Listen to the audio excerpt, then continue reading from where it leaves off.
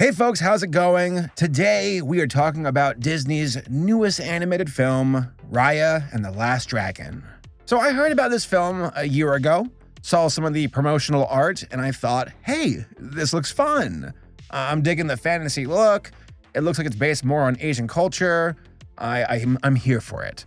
I think this might be fun and cool action and possibly good world building. And from that point on, I avoided trailers. I was like, I want to go into this one completely new. I know about the girl, I know about the armadillo creature thing. That's all I knew until someone spoiled to me the dragon's design, where it's like, Saber, what do you think about this Elsa dragon? And I'm like, excuse me, the what now? And I saw a screen cap and I'm like, oh, okay. It's the eyes. I gotcha. Okay. I'm like, that's enough. I'm gonna wait. I'm gonna watch the film. So I did. First off, Disney, screw you. $30? Really? On top of a streaming service? Stop it. I didn't do it for Mulan. Didn't want to watch Mulan. Why are you doing this? Soul was free, but now we have to pay for this? Like, I get it. Your costs are high. You're trying to make some money back. But it feels weird, right? Like, hey, pay us this much for streaming service and also pay us $30 more for a movie that you can watch for free if you just wait for it? Like, it feels weird. Whatever. Okay, so what's Raya and the Last Dragon about? So it's about this world called, I believe it's called Kamandra. I'm so bad at remembering names. And it's about how it's a world of people and it's presented like Southeast Asian culture, which I'm gonna double back on that here in a bit, where it's like, there are these people throughout this world from different kingdoms, different backgrounds and culture, but they all live in harmony with dragons. But one day this thing called like the Drunge or something like that attacks, like some purple cloud thing that feeds on anger, and if it hits you, it turns you into stone. It attacks the world. The dragons help to fight back. In the process, like the dragons make this magical stone. The dragons are turned into stone because of it, except for one that goes missing. And then the people start fighting over the stones, and then the different kingdoms go into their own respective corners of like, we are spine, we are fang, we are heart, and we're at war, or we're at least at odds, and we covet our stones, and we want the stone, the magic stone that heart has, and if only we had it or whatever. So it's like, okay, a lot of world building alluded to at the start, and then we're introduced to Raya. At the beginning, she is like an adult. She does a quick rundown of her upbringing and how she got to her current state in life as an adult, where she's raised to be like a guardian of the heart stone, of the dragon stone, how her father was turned into stone because they got attacked by the purple clouds, how a bunch of the different kingdoms were invited to some kind of get together, and there was a trap, and how the stone broke and each kingdom took their own stone and ran off with it, and how things fell apart. How Raya is like seeking out the last dragon to help fix things and take the stone and stop the purple monsters again. As you can tell, there's a lot going on. I'm already like talking a lot about like the beginning and trying to explain the plot, and I don't want to get like too spoilery, but I mean, it's also a review, so I guess it's going to be spoilers. Here's my first thing about this movie.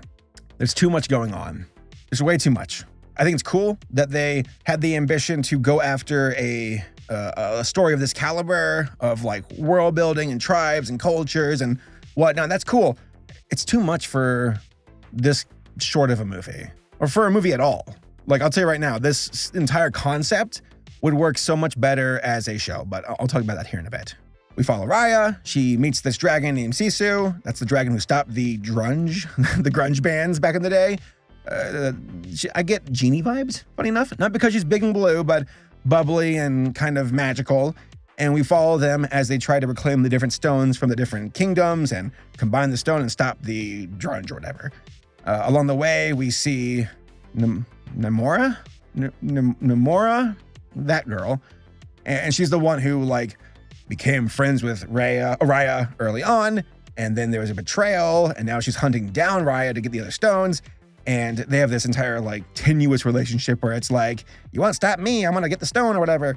Again, there's a lot going on. That, or I'm not explaining it well. Could be both. Or maybe I suck. That's probably it. But to really summarize my thoughts, this is a big story. There's a lot of moving parts. And I feel like we don't get enough time to really flesh it out. Where it's like, there's this kingdom and this kingdom and this one and that. And it's a big old story. It's like, there's too much happening. There's too much and it feels rushed. Now, for what it's worth, with Raya, which is like the crux of the entire story, like with her and her story, that works. It's about trust. It's about how she was too trusting. And then because of her father being turned into stone and the people betraying her, how she becomes distrusting. And then throughout the story of her trying to like have her heart of stone, stone, get it? Dr. Stone. How her trust is starting to be built from seeing these other people from the different parts of the world and understanding that they suffer and that they're trying to help her out. And how Sisu's like, you should trust people. That's important. I'm a dragon, meh. Trust is a good theme. That can work. Except to me, it felt weird where the other girl faces down with Raya, shoots a crossbow at Sisu, who's being too trusting. And then that girl has the audacity to tell Raya, you're the one who killed Sisu. That was sloppy. I don't know why. It just didn't feel rewarding. Like here we're hitting this climactic part of the story that should like put the rest of the third act into motion. And yet it felt awkward. Yeah, awkward. There are so many moments where I'm like, okay, I'm waiting to be wowed. And yet time and time again, I felt like they are like dipping their toe in the water to do something with the world building, the different cultures and everything, but they never go hard enough because they're doing too much in too short of a time. I want to see more of the different villages. I want to see these grand kingdoms and villages and towns and whatever and people. And yet we're just there for a moment, and moving on. I don't know. It just wasn't fulfilling to me. The characters, the story, it just felt empty. It felt generic, like a lesser version of Avatar: The Last Airbender. And I know that's like an unfair comparison because that's a full-on show that's very well fleshed out. But still, like I get those vibes with how in Avatar you get the Fire Nation and the Earth Kingdom and the Water Tribe and the Air Temple, and we're giving enough time to really like get to see these people and understand what they're about and get some backstory and know them. While here it's like, we gotta go. I'm like, wait, no. We're moving too quickly. This is too rushed. And even down to the actual designs of the towns and the cities felt like not as grand as I was hoping it would be. I don't know.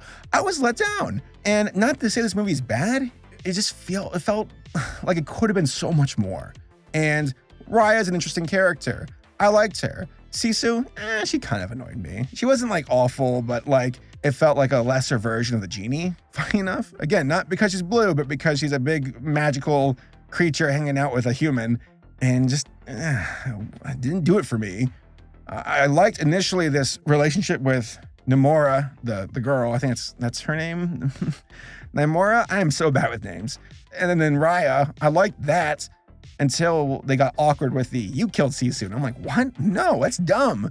I feel like all the ingredients are there. I'll get another food pun for a movie that's like right up my alley with action and fantasy and cultures and just a world of dragons and humans. That's another thing. I expected more of the dragons too. And yet that also felt lacking to me. That's how I'd describe this movie across the board, except for the visuals. The visuals are great, by the way. The animation's wonderful. That's like expected for Disney. But for the story and the characters, it felt lacking. Oh, Sisu, her family and her dragon brothers and sisters. And I'm like, oh, okay, cool. But like even that felt empty to me. Right down to like, I know the animation's beautiful, but the designs, like Sisu's design, I don't hate it. It looks a little weird. I prefer the dragon from Wish Dragon. Like that looks much cooler to me. Hey, maybe I suck. I don't know. I feel bad. I feel weird. I feel weird even voicing my opinion about this. Like I feel like I'm wrong. Yet my gut tells me, no, you weren't satisfied. Like it's serviceable, it's okay, but like it's missing a certain something to really make me go, yes, I love this film. And here's the thing, that's been the case for Disney for like a few years for me, where I liked Wreck-It Ralph. A few years, it's a decade ago. I'm old. I love Wreck-It Ralph. I love Zootopia. I love Moana. But like Frozen 2, no, I thought it was lacking. Ralph Wrecks the Internet or whatever, lacking. And here with Raya and the Last Dragon, it's lacking. It feels formulaic and generic at times, and they don't really drive the point home when it comes to films like that. Oh, Big Hero 6, another one. Like visually, they're wonderful. All these films are wonderful, but there's certain films where I'm like, it's lacking a fire to make me go, yes. Where Moana had the fire, Zootopia had the fire. But like for Big Hero 6, I'm like, yeah, I don't know. It's missing something. For Raya, it's missing something. Maybe I suck. Maybe it's me, guys. Maybe this cartoon torso guy should just be thrown in the garbage and shut up forever. But I can't deny my thoughts and what I think. I'm being honest. I'm just being honest. Whatever. Let me know what you'll think about Raya. I'm curious. Like, I'm genuinely conflicted on this one. And maybe I'll like it after rewatching it. Maybe I'll like it in time, but for right now, it just felt like it could have been so much more. And hey, I would love it if it got a series. I think this would work so much better as a series. Oh, by the way, I was told, like, because I was doing some research and through my Twitter replies about Raya, that this movie, which is based on Southeastern Asians, I'm learning a lot still, that it's based on them, yet a lot of Southeastern Asians in my replies were like, no, it didn't represent it properly. So I can't weigh in on that because I'm not that. I'm just an observer. But like, that was just interesting. I'm like, whoa, like apparently Disney's like, we're here for the Southeastern Asian people, but I'm seeing a lot of like controversy on Twitter about how it was, they said it, but they didn't actually do a good job of fulfilling that oath to the movie. I don't know.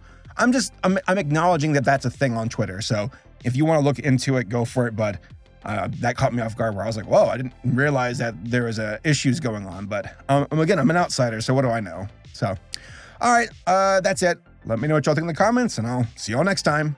Making a video about Lola Bunny. See, I know that stuff. Don't worry. I'm an authority.